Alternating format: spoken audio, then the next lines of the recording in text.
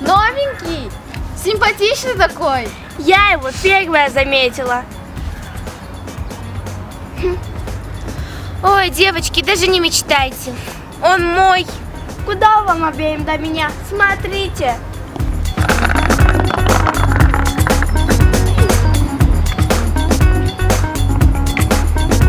Привет, ты новенький?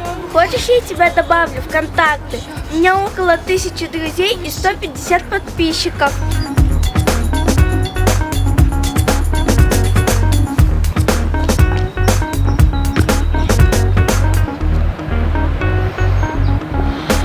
Привет, хочешь посмотреть мой новый iPhone?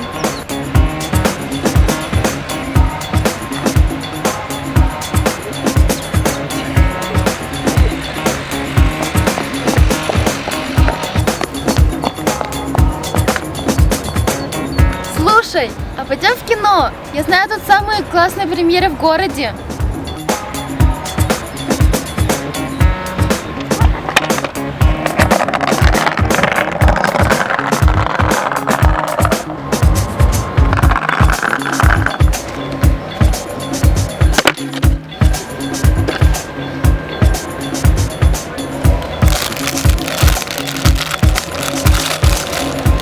Бабушка мне 2 сэндвича положила.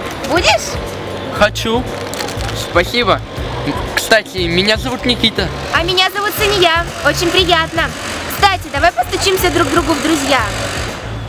Ух ты, у тебя такой классный iPhone. Давай. Да пустяки. Слушай, а пошли в кино? Да, конечно, пойдем. Договорились. Ну тогда до вечера.